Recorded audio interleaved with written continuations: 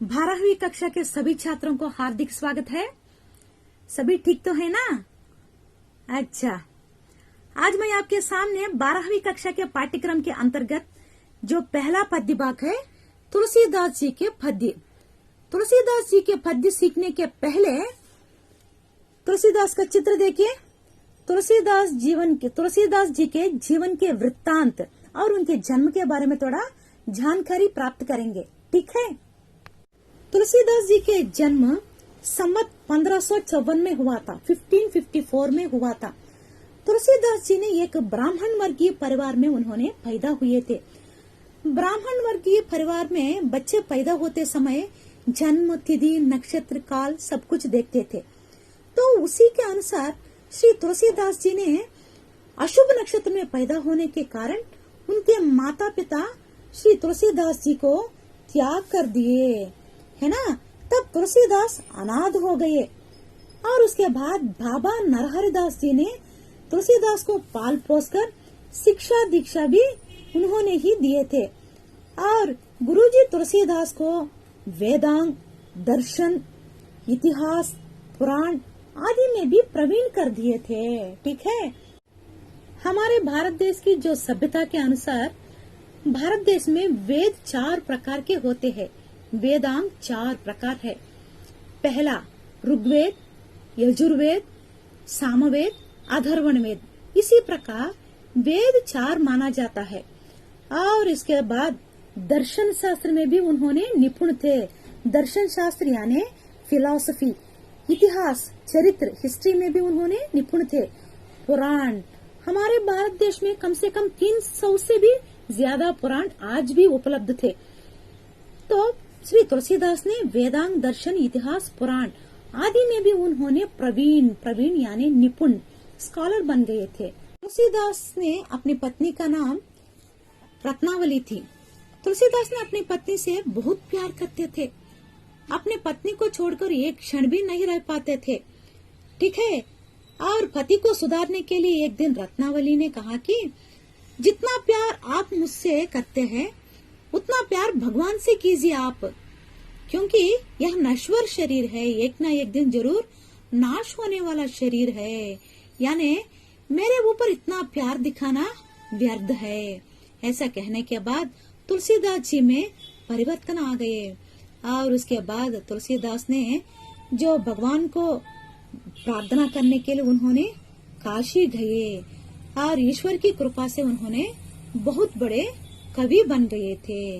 कवि बनने के बाद उन्होंने अनेक रचनाएं किए थे। उनके रचनाओं में प्रमुख है रामचरितमानस, कवितावली, दोहावली, गीतावली, कृष्ण गीतावली, विनय पत्रिका और उसके बाद पार्वती मंगल, राम सत्सई, जानकी मंगल आदि प्रमुख है इनके रचनाएं। श्री तुलसीदास जी के जीवन वृत्तांत, उनके जन्म, उनके माता पिता और उनके गुरुजी और उसके बाद उनके पत्नी, उनकी प्रमुख रचनाएं, इनके बारे में थोड़ा जानकारी प्राप्त करने के बाद तुलसीदास जी के पहले पद्य, ये पद्य और इसका भावार्थ अब हम सीखेंगे, ठीक है? सुनिए, पहला पद्य एक बार मैं पढ़ती हूँ, अब ध्यान से सुनिए।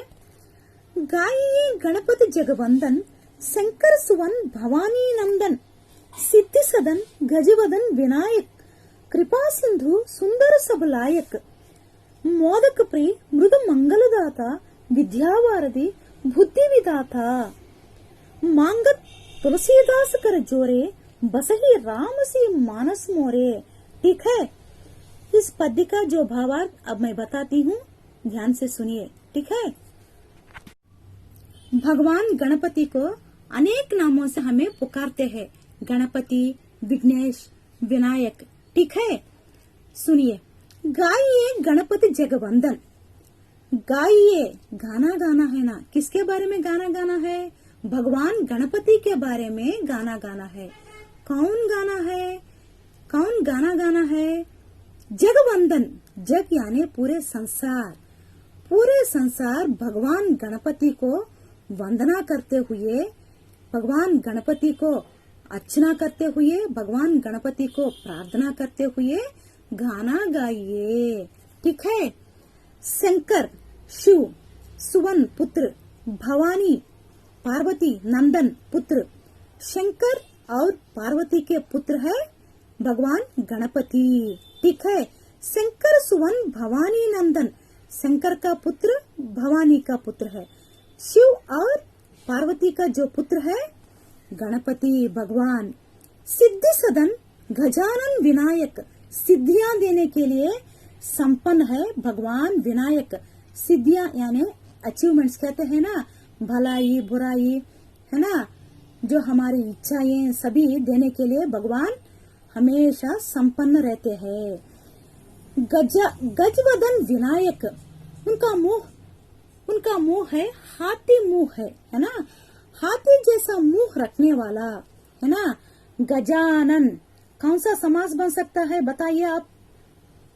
गजानन, हाथी जैसा मुंह रखने वाला भगवान गणपति। कौन सा समास बन सकता है? बहुव्रीहि समास। ठीक है। सिद्धि सदन गजवदन विनायक, सिद्धियां देने वाले भगवान विनायक है और वे हाथी मुंह रखने वाले हैं।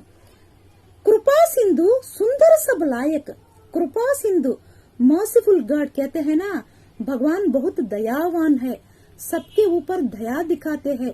ठीक है। कृपा सिंधु सुंदर सब लायक, देखने में भगवान बहुत सुंदर दिखते हैं ना, भगवान गणपति है ना। भगवान गणपति बहुत सुंदर है और इसके साथ साथ उन्होंने बहुत दयावान है, सबके ऊपर दया दिखाने वाले भगवान श्री गणेश जी है। ठीक है। मोदक प्रिय मृद मंगलदाता, मोदक माने आपको मालूम है कोड़कट्टा कहते हैं ना, बहुत पसंद करके खाते हैं ना भगवान गणेश। गणेश के उत्सव के समय में ये सभी पकाकर उनके सम्मुख रखते हैं है ना। तो मोदक प्रिय, मोदक को बहुत पसंद करके खाएंगे। मृद मंगलदाता, उनके चेहरे कभी भी बहुत प्रसन्न रहते हैं है ना, बहुत प्रसन्न दिखते हैं भगवान गणपति के चेहरे। विद्यावारधि बुद्धि विदाता, विद्या यानी पढ़ाई का संपन्न है भगवान गणेश को। सच्चे दिल से प्रार्थना करेंगे तो जरूर उन्होंने अच्छी तरह से पढ़ सकते हैं। ठीक है। विद्या का वारधि, विद्या का बुद्धि देने वाला है भगवान गणपति और बुद्धि भी प्रदान करते हैं है ना, विद्या भी दे सकते हैं और बुद्धि भी प्रदान करने के लिए समर्थ है भगवान श्री गणेश। ठीक है। मांगत तुलसीदास कर जोरे, बसही राम सी मानस मोरे, जिनके मन में जिनके दिल में भगवान गणेश के प्रति सच्चे है ना, सच्चे श्रद्धा और सच्चे प्यार दिखाते हैं, ऐसे लोगों को भगवान हमेशा बुद्धि सिद्धियां ये सब कुछ देने के लिए उन्होंने तैयार रहते हैं। ठीक है। छात्रों सुनिए, ये दूसरा पद्य भाग है, इसमें जो शब्द है थोड़ा कठिन रहेगा, इसीलिए मैं पढ़ते समय थोड़ा ध्यान से सुनिए। ठीक है। जाको प्रीना राम वैदेही, तज्ये तहि कोटि वैरिसम जदपि परम सनेही, तज्जो पिता प्रहलाद विभीषण बंधु भारत महतारी, भले गुरु तज्जो क्रंत व्रज वनितनी भये मृद मंगलकारी, नाते नेह के राम के मनियत सुहृदय सुसव्य जहा लव, अंजन कहा आन की जो ही फूटे बहुतक कहो कहा लो, तुलसी सो सब भांति परम हित पूज्य प्राण ते प्यारो, जासो होय स्नेह राम पद ये तो मतो हमारो। छात्रों, जो दूसरा पद्य का जो भावार्थ सुनिए। ठीक है।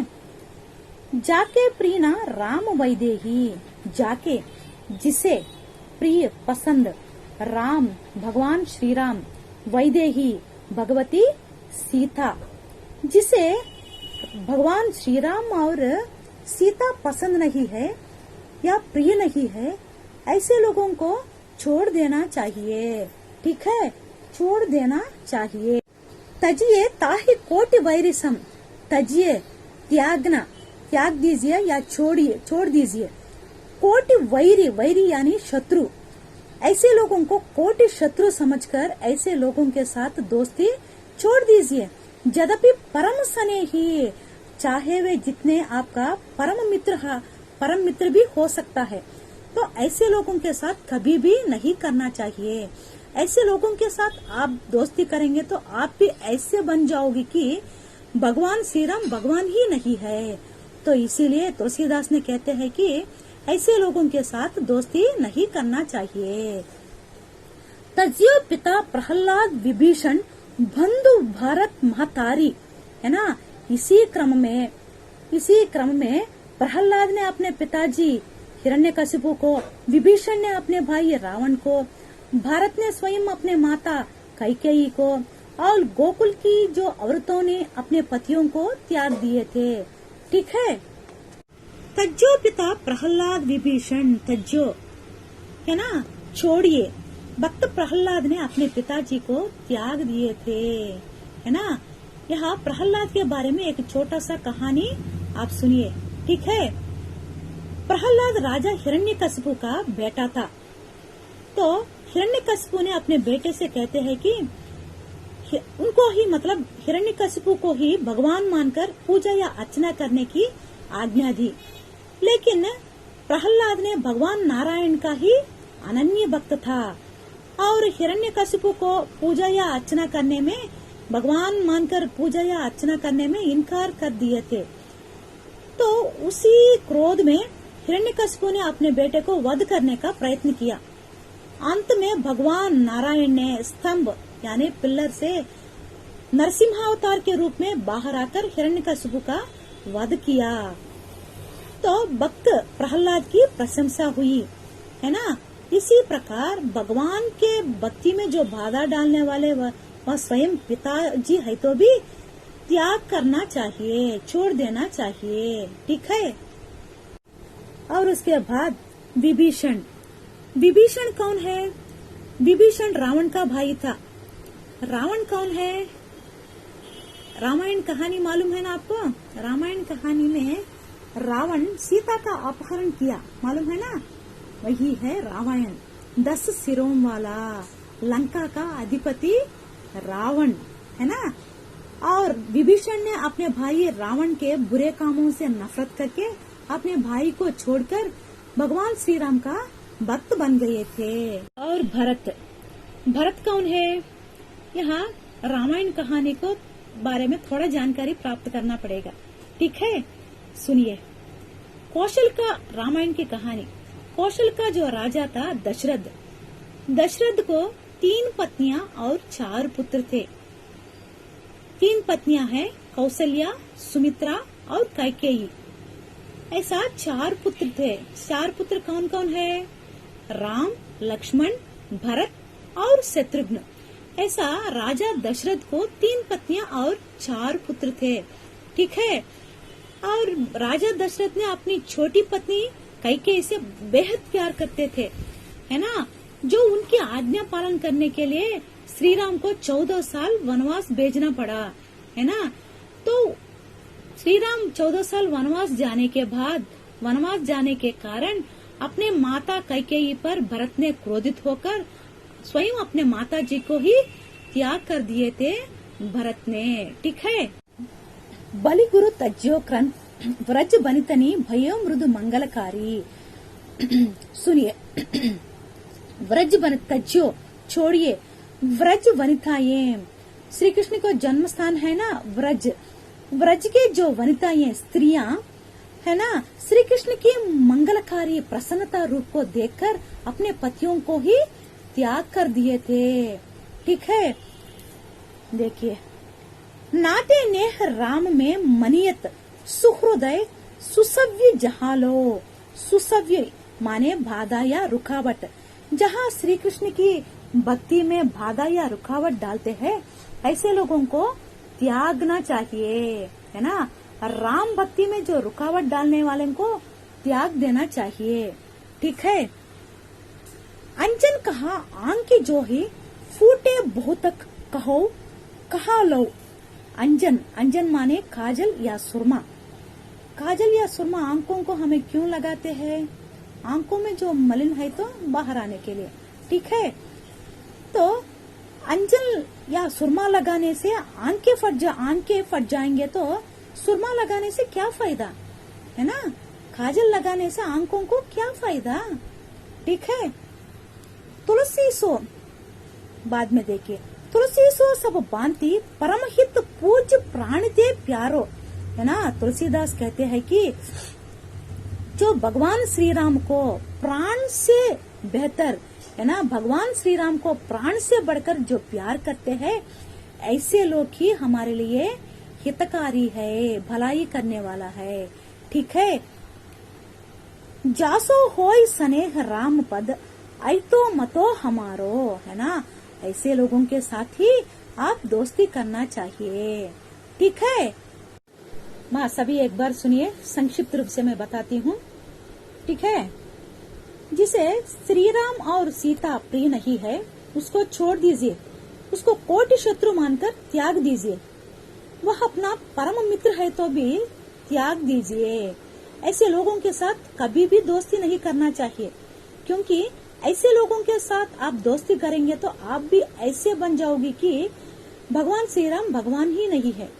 तो इसीलिए ऐसे लोगों के साथ दोस्ती नहीं करना चाहिए, ठीक है।